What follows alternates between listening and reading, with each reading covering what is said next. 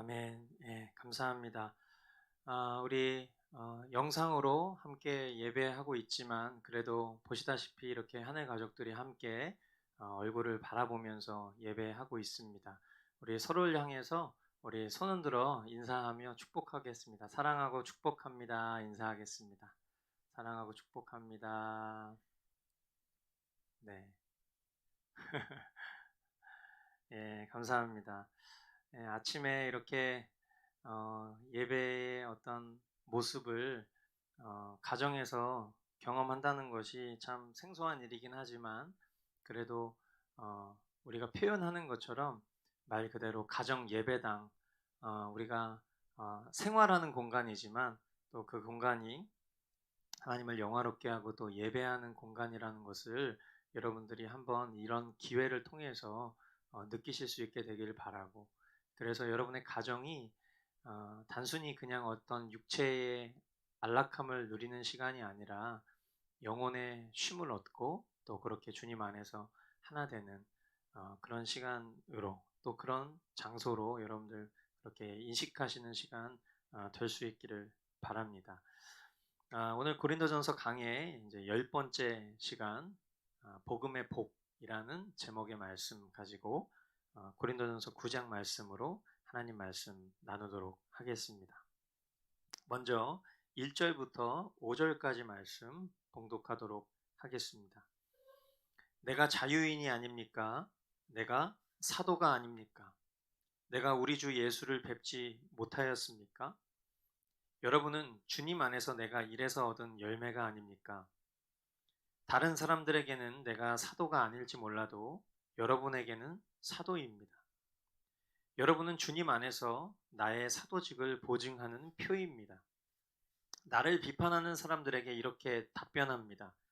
우리에게 먹고 마실 권리가 없습니까? 우리에게는 다른 사도들이나 주님의 동생들이나 게바처럼 믿는 자매인 아내를 데리고 다닐 권리가 없단 말입니까? 아멘.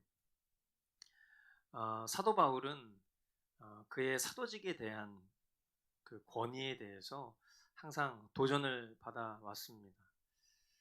그러나 그가 개척해서 세운 이 고린도 교회에서는 어떤 그런 권위에 대해서 스스로 설명할 그런 이유가 없었겠죠. 고린도 교회를 개척한 것은 바울이었고, 또 그가 표현한 바대로 영적으로 자유자, 동시에 사도였으며 또 부활하신 예수님을 다메섹 도성에서 실제로 만났었던 그런 충분한 사도로서의 자격이 있는 사람이었습니다. 뿐만 아니라 사도 바울은 다른 이들의 유익을 위해서 우리가 지난 시간부터 계속 봤었던 말씀처럼 스스로 얼마든지 어떠한 것이든지 하나님 안에서 거리낌이 없다면 자유함 속에서 음식을 먹을 그런 권리가 있었지만 그런 모든 권리를 스스로 제한하였고, 또 독신의 삶을 통해서 오직 복음을 전하는 일에 그렇게 헌신하는, 전념하는 그런 자신에게 허락된 자유를 제한하는 그런 삶을 통해서 많은 이들이 그의 어떤 사도된 권위를 의심할 여지가 전혀 없었을 거예요. 그리고 동시에 그것은 어떤 자신의 공로를 세우기 위함이 아니라 철저히 하나님의 영광을 나타내기 위한 것이었음을 아마 고린도 교회 성도들도 충분히 다 알았으리라고 봅니다. 이어지는 6절로 10절까지의 말씀을 보면 나와 바나바에게만은 노동하지 않을 권리가 없단 말입니까? 자기 비용으로 군에 복무하는 사람이 어디 있습니까? 포도원을 만들고 그 열매를 따먹지 않는 사람이 어디에 있습니까? 양떼를 치고 그 젖을 짜먹지 않는 사람이 어디에 있습니까? 내가 사람의 관례에만 의거하여 이런 말을 하는 줄 아십니까? 율법에도 이런 말이 있지 않습니까? 모세의 율법에 기록하기를 타작 일을 하는 소에게 망을 씌우지 말아라 하였습니다. 하나님께서 소를 걱정하신 것입니까? 그렇지 않으면 우리 모두를 위하여 말씀하신 것입니까? 그것은 우리를 위하여 하신 말씀입니다. 밭을 가는 사람은 마땅히 희망을 가지고서 밭을 갈고 타작을 하는 사람은 한 몫을 얻으리라는 희망을 가지고 그 일을 합니다. 아멘. 사도 바울은 앞서 그가 자신의 삶에 대해서 피력하는 것처럼 얼마든지 거리낌 없이 그 어떤 것이든 자유하게 음식을 먹을 수 있었고, 또 그도 결혼할 수 있었고, 그도 정말 자신이 합당하게 누릴 수 있는 온갖 자유를 누릴 수 있는 사람임에도 불구하고 그런 누림을 스스로 선택하지 않았던 이유가 주님 때문임을 이야기했죠. 그러나 그것은 어디까지나 사도 바울의 믿음의 분량에 합당한 삶의 선택이었던 거예요. 보편적으로 우리 믿음의 사람들이 어떠한 삶을 살아야 되는지, 또 우리가 살아가는 이 시대 속에서 가지고 있는 상식 안에서 어떠한 것들이 통용되고 있는지를 지금 사도 바울은 설명을 한 것입니다. 사역자가 사역하는 곳에서 사례비를 받는 것은 지극히 합당한 일이다라는 이야기를 하고 있습니다. 자신은 사례를 받고 있지 않지만 사역자라면 당연히 자기가 속한 공동체에서 사례비를 받는 것이 마땅하다라고 얘기하는 거예요. 그러면서 자비로 군인이 되는 사람이 없고, 자비량으로 군인 되는 사람 없잖아요. 우리가 군 생활 하시면 군대에서도 월급을 받습니다. 직업 군인들도 나라를 위해서 열심히 나라를 지키는 일을 하고 있지만 나라에서 보수를 받죠. 포도원을 만들고 열매를 따먹지 않는 사람이 어디 있겠느냐. 양떼를 치면서 그 기른 양의 젖을 먹지 않는 사람이 어디 있겠냐. 일꾼이 자신의 일터에서 공급을 받는 것은 지극히 당연한 일이다. 그러면서 이것을 세상적인 기준에서 뿐만 아니라 신명기 말씀을 인용하면서 성경에 소에게 일을 시킬 때 그 소의 입에다가 이렇게 입마개를 하고 소에게 일을 시키는 사람이 어디 있겠냐. 밭을 가는 소도 먹이지 않느냐. 근데 그 비유가 하나님이 소를 얘기하시려고 하셨겠냐. 그게 아니라 바로 일하는 사람들, 교회 공동체 안에서 일하는 사람들, 사역자들을 놓고 이야기한 것 아니냐. 그러므로 교회의 녹을 먹는 사람들은 교회 공동체에서 그 살림을 책임져 줘야 된다. 그 얘기를 하고 있는 거죠. 그러니까 어떻게 보면 저는 이 말씀을 대하면서 사실 조금 인간적인 생각을 해보면 이런 마음이 들었어요. 어떻게 보면 사도 바울은 이 공동체에서는 탑 리더잖아요. 그런데 본인이 사례비를 안 받아요. 그리고 이제 사례비 받는 거 마땅하다. 이제 이렇게 얘기를 하면 사실은 이제 인간적인 생각으로는 그 밑에 있는 부교육자들이 과연 사례비를 받을 수 있을까? 이제 이런 마음이 들면서 어떻게 보면 사도 바울이 참 귀감이 되지만 사도 바울도 좀 사례비를 받으면 좋지 않았을까? 그런 생각이 좀 들었습니다. 예. 자, 동시에 이제 11절로 15절 말씀에 보면 우리가 여러분에게 영적인 것으로 씨를 뿌렸으면 여러분에게서 물질적인 것으로 거둔다고 해서 그것이 지나친 일이겠습니까? 다른 사람들이 여러분에게 이런 권리를 가졌다면 하물며 우리는 더욱 그러하지 않겠습니까? 그러나 우리는 이런 권리를 쓰지 않았습니다. 우리는 그리스도의 복음을 전하는 일에 지장을 주지 않도록 모든 것을 참습니다. 성전에서 일하는 사람은 성전에서 나는 것을 먹고 제단을 맡아보는 사람은 제단 재물을 나누어 가진다는 것을 여러분은 알지 못합니까? 이와 같이 주님께서도 복음을 전하는 사람들에게는 복음을 전하는 일로 살아가라고 지시하셨습니다. 그러나 나는 이런 권리를 조금도 행사하지 아니하였습니다. 또 나에게 그렇게 하여 달라고 이 말을 쓰는 것도 아닙니다. 그렇게 하느니 차라리 내가 죽는 편이 낫겠습니다. 아무도 나의 이 자랑거리를 헛되게 하지 못할 것입니다. 바울은 결혼할 자유가 있었고 또 공동체로부터 의식주에 대한 마땅한 지원을 받을 자격이 있었지만 그 자유와 권리를 사용하지 않았음을 이야기합니다. 그는 오히려 잘 아시는 것처럼 바울은 직업이 있었어요.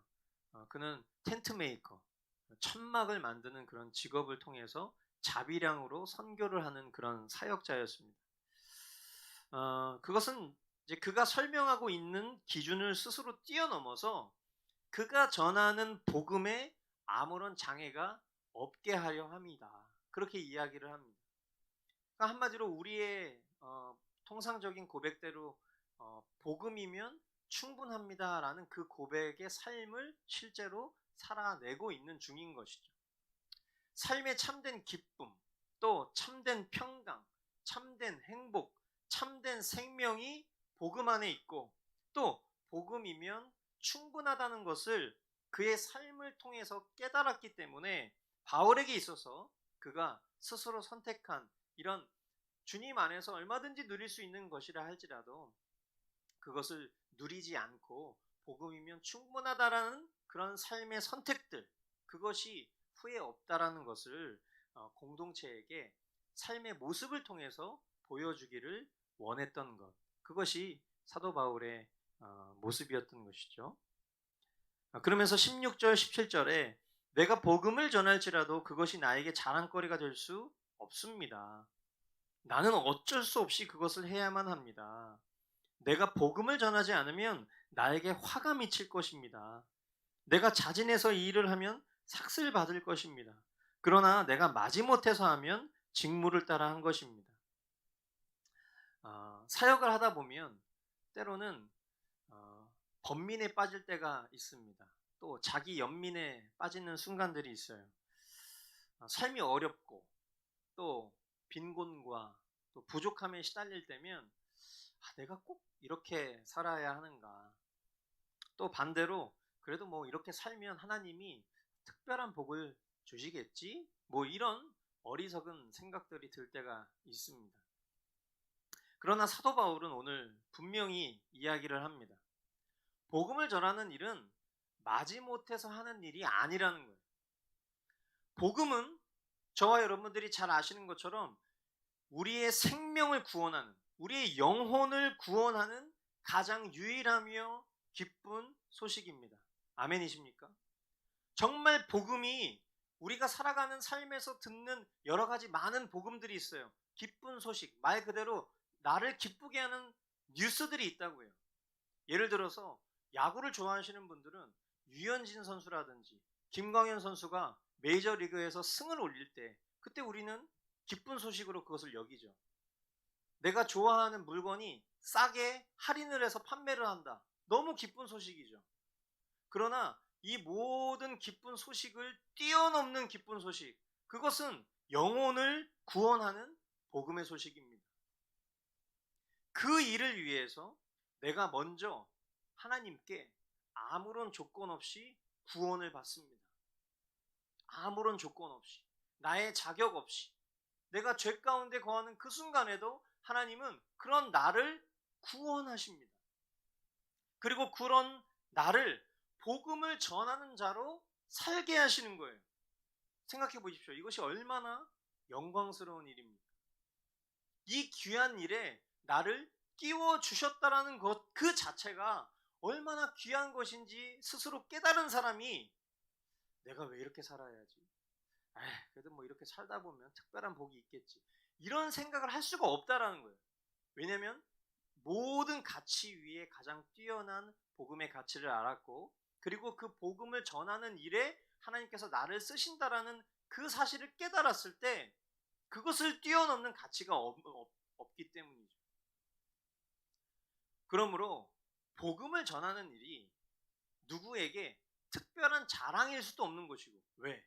그것이 나로부터 임한 것이 아니라 하나님이 나에게 부여하신 것이니 특별히 누군가에게 자랑할 이유도 없는 것이고, 그리고 동시에 지대한 헌신을 하는 것처럼 여겨지는 것도 합당하지 않은 것이겠죠. 그러니까 우리가 보통 뭐 주의 종 이런 표현들을 쓰면서 예를 들면 이제 저와 같은 어떤 목사나 사역자들을 대할 때 많은 성도들이 특별하게 대해 주시죠. 아유 목사님, 아유 정말 예, 아유 막 이런 식으로, 아유 선교사님, 정말 존경스럽습니다. 우리가 이런 식의 반응을 하는데 지금 사도 바울은 그것을 짚고 있는 거예요. 복음을 전하는 목사, 선교사가 그게 특별히 자랑할 일이냐? 오히려 그 영광스러운 일이고 하나님께로부터 왔으니 그것이 마치 자기에게서부터 온 것처럼 누군가에게 자랑할 이유도 없는 것이며 동시에 그 사람만 특별히 헌신하는 것처럼 주님이 하시는 거잖아요. 그랬을 때 그 사람만 지대한 헌신을 하는 것처럼 여겨지는 것도 합당하지 않은 것임을 앞서 16, 17절에 그렇게 표현을 한 것입니다. 자, 그리고 18절에 이렇게 얘기합니다. 그리하면 내가 받을 삭은 무엇이겠습니까? 그것은 내가 복음을 전할 때에 값없이 전하고 복음을 전하는 데에 따르는 나의 권리를 이용하지 않는다는 그 사실입니다. 사도 바울이 사실 아까도 제가 얘기했지만 굉장히 불편해요 지금. 그러니까 결국 삭슬 받는 거 당연하다. 아니 소에게도 망대 씌우는 거 그거 성경적이지 않은데 사역하는 사람 공동체에서 녹을 먹게 하는 거 지극히 당연한 것 아니냐. 자, 그럼 제가 받을 삭은 뭡니까? 사도 바울이 얘기하면서 제가 받을 삭은요 나의 권리를 이용하지 않는 겁니다. 이렇게 얘기하면 진짜 사실 좀 불편한 마음이 있죠. 근데 제가 이 불편한 마음 속에 과거에 제가 가지고 있었던 어떤 연약함들을 좀 여러분들께 나누려고 합니다. 시간이 흘러서 주님은 제 기도의 응답으로 지금의 머스트 공동체를 만나게 하셨습니다. 제가 처음 복음 앞에 섰을 때 주님 제게 교회를 말씀하셨고 그리고 저는 교회 개척을 너무 싫어했던 그런 과정 가운데 주님이 그럼에도 불구하고 저로 하여금 이제 교회를 개척하는 마음을 주셨고 그리고 너무나 감사하게도 지금 이제 교회를 개척하고 4년이라는 시간이 흐른 지금의 우리 공동체를 만나고 있는 중이죠. 그런데 한때는 제 마음 가운데 좀 불편함이 있었습니다. 그것은 제 마음 가운데 은밀히 자리 잡고 있었던 마땅한 권리에 대한 생각 때문이에요. 오늘 성경이 얘기하는 마땅한 권리. 그게 무엇인고 하니 개척 첫 해에 제가 우리 처음 개척을 했었던 지체들에게 선언하기를 나는 개척 첫 해는 사례비를 받지 않겠습니다. 그렇게 얘기를 했어요. 그것은 아마 사도 바울의 심정처럼 세워지는 교회에 어떤 재정적인 어려움을 주고 싶지 않고 그리고 저의 삶을 통해서 정말 복음이면 충분하다는 게 뭔지를 우리 지체들에게 보여주고 싶었던 마음, 그 마음은 정말 솔직한 심정이었습니다. 이제 둘째 해가 되고 그리고 교회에서 사례비를 이렇게 지정해 주셨는데 물론 그 사례비가 우리 네 식구가 살기에는 어려운 수준의 그런 사례비였어요. 그런데 그 수준이었음에도 불구하고 제 마음 가운데에는 거기에서 절반을 떼서 학자금 대출로 어려워하는 전도사님을 도왔습니다. 그것이 저는 공동체를 위하는 리더로서의 마땅한 태도라고 생각했고 그리고 또 하나님 기뻐하실 만한 일이라고 저는 확신하고 했었어요. 물론 그 마음도 저는 되게 순수하고 좋은 마음이었어요. 성도분들이 하나 둘 결혼을 하고 가정을 이루고 각자 자리를 잡아가는 그런 모습을 보면서 이내 제 마음 한편에는 저희 가정의 처지를 이해해주지 않는 그런 성도들에 대한 불만이 조금씩 올라오기 시작했습니다. 참 아이러니하죠. 제가 하나님을 기쁘시게 하고 또 공동체를 위하는 선택이라고 스스로 자원한 선택인데 지체들이 저희 가정을 생각해주지 않는다라는 이런 마음으로 불만을 갖기 시작했다는 것이 참 아이러니한 일이 아닐 수 없죠. 제가 자원한 그런 결정들이었지만 그냥 그대로 그것을 받냐. 어떤 그런 불편한 모습들이 제 마음 가운데 있었던 것. 그러니까 오늘 성경이 말하는 표현대로라면 마땅한 권리를 그냥 마땅한 권리로만 여기는 그런 공동체의 모습이 제 마음 가운데 불편했었던 것 같아요. 그런데 시간이 지나니까 이 실체가 드러났어요. 그것이 뭐였냐면 바로 저의 자기의라는 아주 지독한 죄성이라는 것을 알게 됐어요. 그러니까 하나님이 기뻐하시고 또 공동체에게 본이 되는 결정이라고 했지만 사실 그 이면에는 제가 다른 이들에게 존경을 받고 아주 훌륭한 사역자로 보이고 싶었던 제 마음의 자기의라는 욕심 때문에 사실은 이 결정을 한 것이지, 이것이 정말 하나님과 공동체를 위한 결정이 아니라는 것은 제 마음의 본심이 이미 그것이 거짓이었음을 다 드러냈었다는 것이죠. 너무 부끄러운 일이잖아요. 그죠? 여러분이 말씀을 듣고 있는 이 앞에서 말씀을 전하는 제가 이런 이면에 이런 아주 지독한 자기의라는 욕심을 갖고 여러분에게 존경받으려 했었다는 사실이 얼마나 부끄러운 일입니까? 사실 이 얘기를 제가 오늘 설교 중에 하게 되는 이 내용도 사실 별로 이렇게 얘기하고 싶지 않았지만 오늘 말씀의 내용과 연관이 있기 때문에 이 이야기를 합니다. 제 연약함과 상관없이 그러나 주님은 그리스도의 넘치는 사랑을 우리 지체들 마음 가운데 불어넣어 주셨고요. 그리고 교회의 풍성한 녹을 먹으면서 지금 저희 가정이 너무 정말 하나님의 축복의 통로된 공동체에 힘을 입어서 살아가고 있는 현재의 모습을 저와 여러분들 다 보고 계시죠. 부끄러운 제 고백을 넘어서 주님은 신실하셨습니다. 저에게도 또 저희 가정에게도 그리고 여러분에게도 말이죠.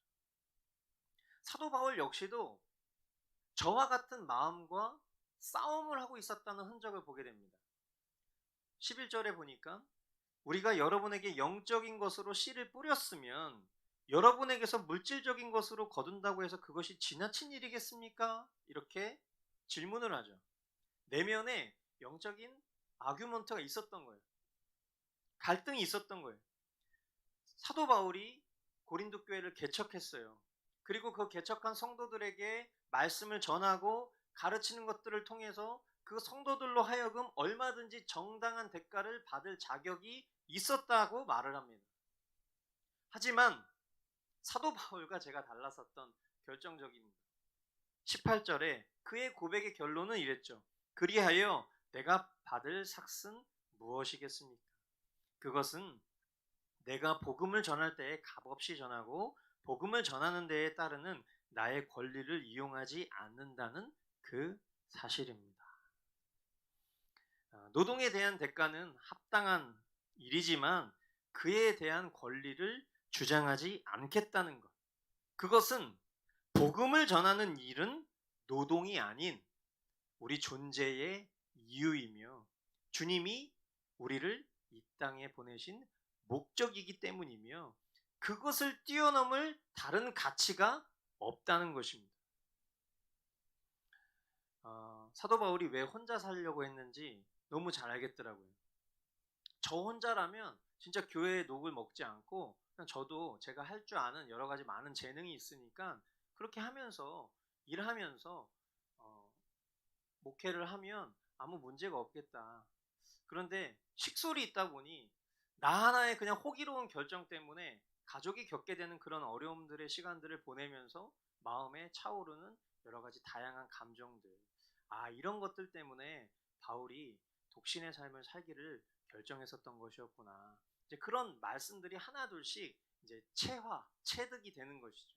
아마 여러분들도 조금은 제가 오늘 이야기한 내용들을 여러분들이 이해하실 수 있을 겁니다.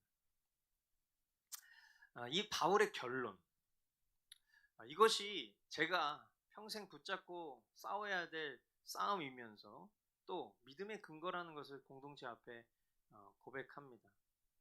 이 영광스러운 직무가 얼마나 고귀한 일인지 잊지 않고 또 여러분들도 더욱 복음이면 충분하다는 그런 고백의 삶을 살아가실 수 있게 되기를, 또 그렇게 서로가 서로를 위해서 함께 기도하는 그런 사랑의 관계로 우리 교회가 견고하게 세워져 나아갈 수 있기를 바랍니다. 19절로 23절 말씀. 나는 어느 누구에게도 얽매이지 않은 자유로운 몸이지만 많은 사람을 얻으려고 스스로 모든 사람의 종이 되었습니다. 유대 사람들에게는 유대 사람을 얻으려고 유대 사람같이 되었습니다. 율법 아래에 있는 사람들에게는 내가 율법 아래에 있지 않으면서도 율법 아래에 있는 사람을 얻으려고 율법 아래에 있는 사람같이 되었습니다. 율법이 없이 사는 사람들에게는 내가 하나님의 율법이 없이 사는 사람이 아니라 그리스도의 율법 안에서 사는 사람이지만 율법 없이 사는 사람들을 얻으려고 율법 없이 사는 사람같이 되었습니다. 믿음이 약한 사람들에게는 약한 사람들을 얻으려고 약한 사람이 되었습니다. 나는 모든 종류의 사람에게 모든 것이 다 되었습니다. 그것은 내가 어떻게 해서든지 그들 가운데서 몇 사람이라도 구원하려는 것입니다. 나는 복음을 위하여 이 모든 일을 하고 있습니다. 그것은 내가 복음의 복에 동참하기 위함입니다. 아멘. 바울의 권리 포기는 한 영혼이라도 더 구원하기 위한 자발적인 결정이었습니다. 유대인을 구원케 하기 위해 유대인으로서 처신하였고 율법 아래 있는 자를 구원하기 위해, 즉 율법을 지키는 그런 삶에 종속되어 있는 사람들을 위해서 율법의 의무를 지켜야 하는 것처럼 처신했으며, 또한 율법과 무관한 그런 이방인들을 구원하기 위해서 이방인처럼 처신했다는 것이죠. 믿음이 약한 사람들을 구원케 하기 위해서 물론 믿음이 약한 사람들과 같이 죄를 짓거나 하나님의 말씀을 벗어나지는 않았지만 그럼에도 불구하고 그들을 헤아리며 바른 믿음으로 이끌려 힘썼고요. 또 복음을 위해서라면 바울이 할 수 있는 모든 것들을 다 동원해서 행했습니다. 모든 성도가 다 바울처럼 살아야 되냐? 모든 성도가 다 전임 사역자처럼 살아야 되냐? 그것은 아니겠죠. 그러나 일반 성도 가운데에서도 누군가가 자신의 삶의 권리를 스스로 포기하고 전임 사역자가 되겠다라고 한다면 그것은 하나님 앞에 매우 존귀한 일이 되겠죠. 그에 합당한 태도는 사도 바울의 고백대로 일평생을 복음을 위해 헌신할 그 각오를 끝까지 견고히 세워가야 할 것이에요. 왜냐하면 복음이면 충분하기 때문이죠. 그러니까 우리가 사도 바울의 어떤 이런 모습을 보면서 내가 성도로 살아가면서 세상을 살아가면서 그 속에서 만나는 이들에게 복음을 전하기 위해서라면 사도 바울처럼 내가 모든 것을 다 그 한 영혼을 위해서 맞춰줄 수 있다면 그것은 하나님 매우 기뻐하시는 일이겠고요. 또 내가 그런 삶을 일평생 전심으로 전력으로 전임 사역자로 살아야 되겠다. 만약에 우리 가운데 그런 선교사적 삶을 살기를 결단하는 지체가 나온다면 우리 공동체는 정말 마음 모아서 전심으로 축복하고 그렇게 함께 해줘야 할 것입니다. 왜냐하면 복음이면 충분하기 때문이죠. 24절로 27절 말씀. 경기장에서 달리기 하는 사람들이 모두 달리지만 상을 받는 사람은 하나뿐이라는 것을 여러분은 알지 못합니까? 이와 같이 여러분도 상을 받을 수 있도록 달리십시오. 경기에 나서는 사람은 모든 일에 절제를 합니다. 그런데 그들은 썩어 없어질 월계관을 얻으려고 절제를 하는 것이지만 우리는 썩지 않을 월계관을 얻으려고 하는 것입니다. 그러므로 나는 목표 없이 달리듯이 달리기를 하는 것이 아닙니다. 나는 허공을 치듯이 권투를 하는 것이 아닙니다. 나는 내 몸을 쳐서 굴복시킵니다. 그것은 내가 남에게 복음을 전하고 나서 도리어 나 스스로는 버림을 받는 가련한 신세가 되지 않으려는 것입니다. 아멘. 믿음이 연약할수록 천국 가기 위해 신앙생활을 할지 모르겠습니다. 하지만 그것은 바른 태도가 아닙니다. 참된 믿음의 사람은 선한 경주를 합니다. 상을 받기 위해 신앙생활을 하는 것이에요. 복음의 가치를 알았다면 내 삶의 세속적 가치를 위해서 더 이상 공을 들이지 않습니다.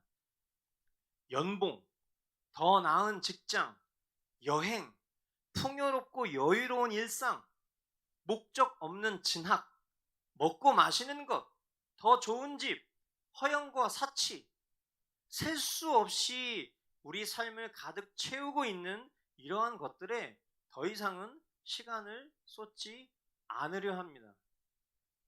복음의 가치가 이 모든 가치를 뛰어넘고 그것을 전하는 삶이 내게 가장 복된 선한 경주라는 사실을 알기 때문에 모든 삶의 관심과 초점이 복음을 영화롭게 하는 일에 맞춰질 수밖에 없는 거예요. 우리는 이것을 실제라고 부르죠. 복음의 실제. 그리고 오늘 성경은 이것을 경주라고 표현합니다. 경주. 경주라고 했을 때, 레이스라고 했을 때, 이 경주에서 우승을 하고자 하는 사람은 자신을 쳐서 복종시킨다고 말해요. 절제한다는 거예요.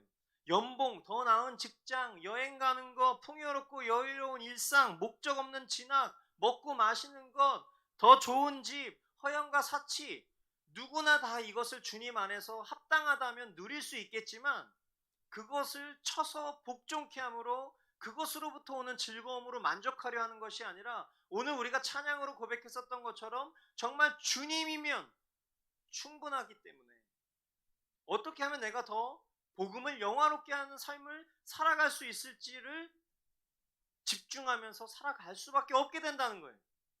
진짜 믿음의 사람이라면 믿음의 실제는 이렇게 된다는 거예요. 내 욕망대로 살고 싶어하는 것으로부터 하늘 소망, 하늘 영광 바라보는 믿음의 목표로 시선을 돌리고 삶의 방식을 바꾸는 것입니다. 그것이 참된 성도의 증표인 것이고 삶의 실제, 믿음의 실제, 경주의 우승이 되는 것이죠. 동시에 중요한 관점을 바울은 말합니다. 27절, 나는 내 몸을 쳐서 굴복시킵니다. 그것은 내가 남에게 복음을 전하고 나서 도리어 나 스스로는 버림을 받는 가련한 신세가 되지 않으려는 것입니다. 저와 여러분들 성도라 하더라도 그 안에 존재적 죄성이 있기 때문에 이런 절제의 삶을 살지 않으면, 즉 자신의 몸을 쳐서 굴복시키지 않으면 그가 복음을 전하고 복음을 말하고 복음의 지식이 있다 하더라도 그가 전한 복음의 지식으로 남을 구원했을지언정 정작 자신은 구원받지 못하는 존재가 될 수 있다 이야기합니다.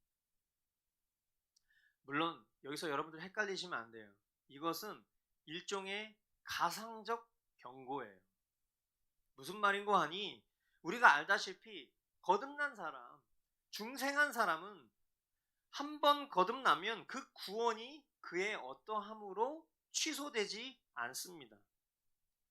그러나 성경이 지금 이야기하고 있는 이런 경고의 형태, 그렇게 살면 내가 전한 복음 때문에 누군가 구원을 받지만 정작 나는 구원받지 못한 사람이 될 수 있으니 명심하십시오. 이런 형태의 경고들은 성경에 자주 등장해요. 우리의 구원이 하나님 앞에 서는 그날 확인되잖아요. 믿으시죠? 오늘 우리가 구원받았다 확신할 수 있지만 그 자기 확신을 가지고 내가 구원받는 게 아니라는 거 여러분 아시잖아요.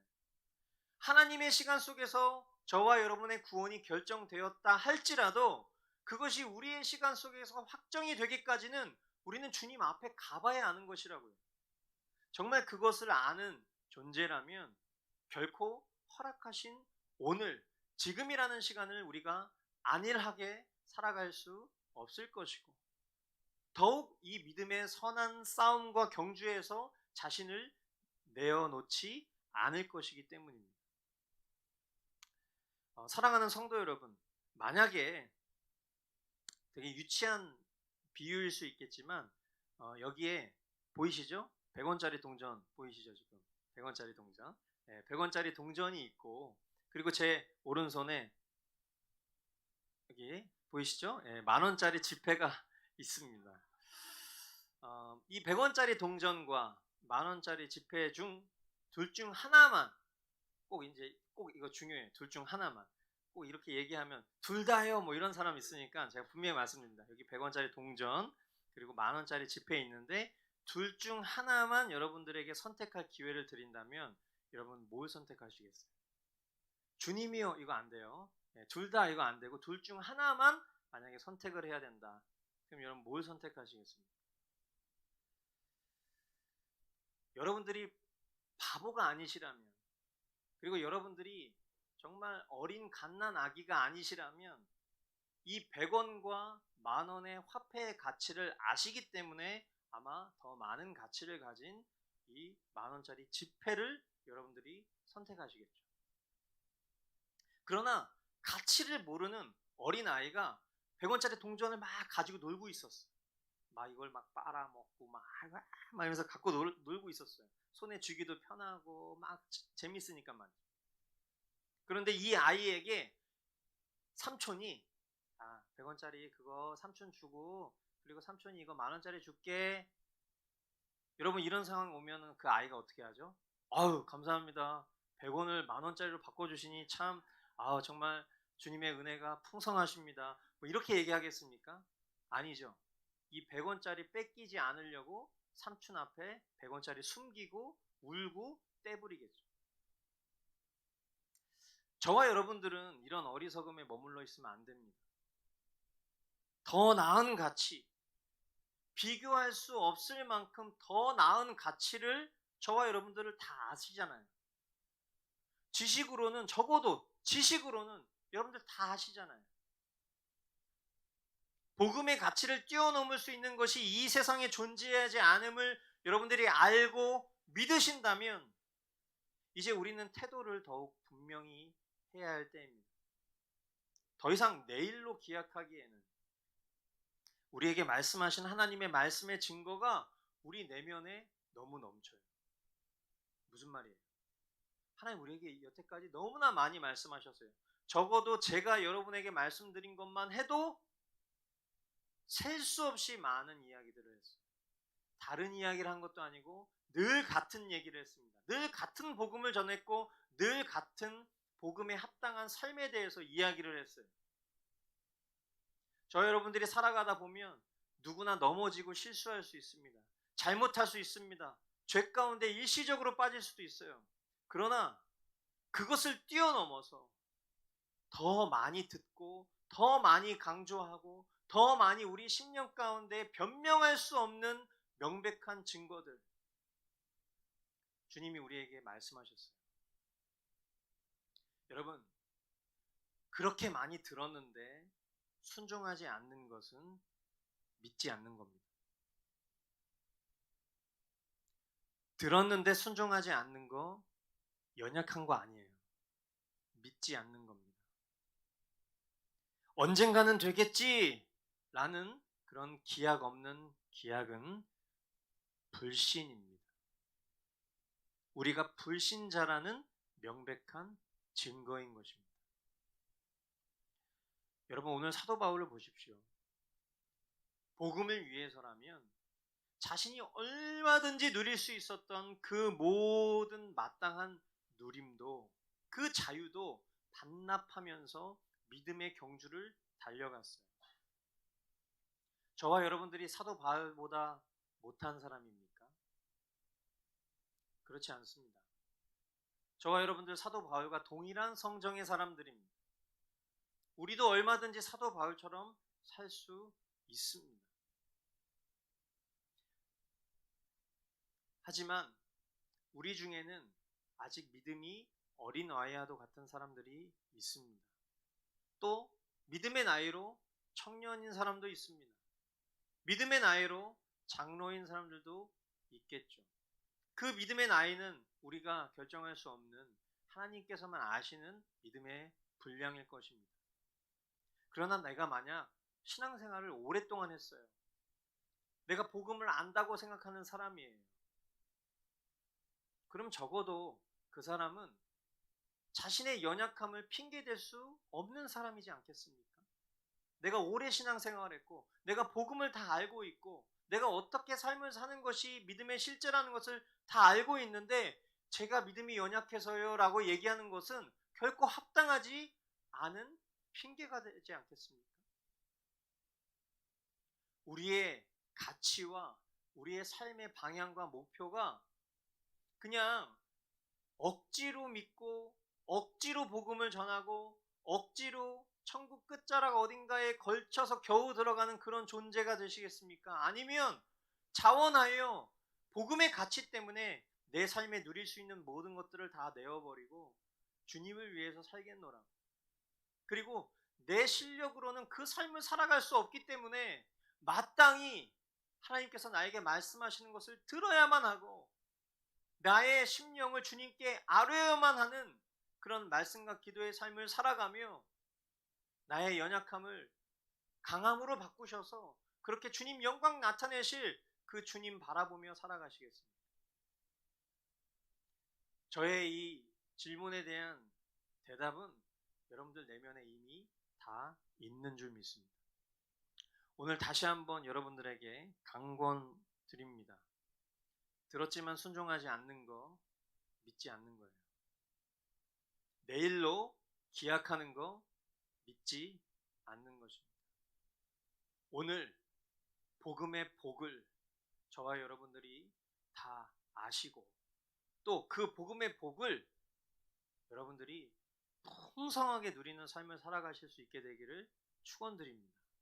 정말 그 복음의 복의 가치를 저와 여러분들이 알고 계신다면 그 가치 위에 다른 어떤 것을 두지 마시고 그 가치를 우리가 어떻게 하면 더 누릴 수 있을지를 하나님 앞에 간구하면서 그렇게 주님 오시는 그날 환난의 때가 점점 가까워오고 우리가 살아가는 이 모든 신앙의 삶이 위협을 경험하며 우리의 안위가 위협을 경험하는 이 순간에도 깨어있지 못하는 나를 통탄해 여기며 주님이 말씀하시는 이 경고의 음성과 사랑의 음성을 동시에 들으실 수 있는 저와 여러분 될 수 있기를 주님의 이름으로 축원드립니다.